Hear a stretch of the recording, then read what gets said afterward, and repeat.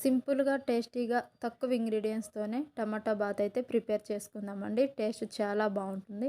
ముందుగా అయితే కడాయిలో ఒక కప్పు బొంబాయి రవ్వ వేసుకొని పచ్చివాసన పోయే వరకు వేయించుకోవాలండి.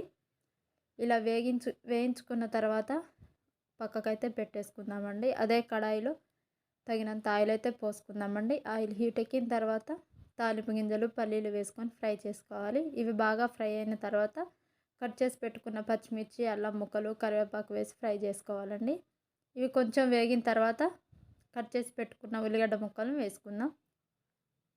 ఉల్లిగడ్డ ముక్కలు కొంచెం ఉడికిన తర్వాత ఒక చెక్క, 3 లవంగాలు అయితే వేసుకుందామండి. టేస్ట్ చాలా బాగుంటుంది. అలాగే అర టీ స్పూన్ పసుపు వేసుకొని టమాటా వేసుకొని బాగా కలుపుకుందామండి. టమాటా మరీ మెత్తగా ఉడకనవసరం లేదండి. నార్మల్గా ఉడికినా పర్వాలేదు, బాగుంటుంది. టమాటా ఉడికిన తర్వాత ఒక కప్పు బొంబాయి రవ్వకి 3 కప్పుల వాటర్ అయితే తీసుకోవాలండి. అప్పుడే గట్టి పడకుండా చాలా బాగుంటుంది. ఇలా వాటర్ మరిగేటప్పుడు రుచికి సరిపడా ఉప్పు వేసుకొని కలుపుకోవాలండి.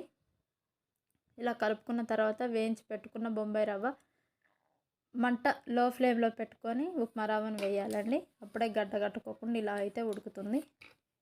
మంచిగా చూసారు కదండి, ఎంత తక్కువ ఇంగ్రీడియంట్స్, ఎంత సింపుల్గా అయితే ప్రిపేర్ అయిపోయిందో. ఇలా అయితే ఉడికిపోయిందండి. పైన అయితే కొంచెం కొత్తిమీర అయితే వేసేసుకొని స్టవ్ అయితే ఆఫ్ చేసేసుకుందామండి. మీరు కూడా ఈ రెసిపీని అయితే ట్రై చేయండి. ఎలా ఉందో కామెంట్ చేయండి మాకు రెసిపీ. చూసారు కదండి ఎంత బాగా అయితే వచ్చిందో. ఇలా వేడి వేడి టమాటా బాత్లో చట్నీ వేసుకొని తింటే చాలా బాగుంటుందండి.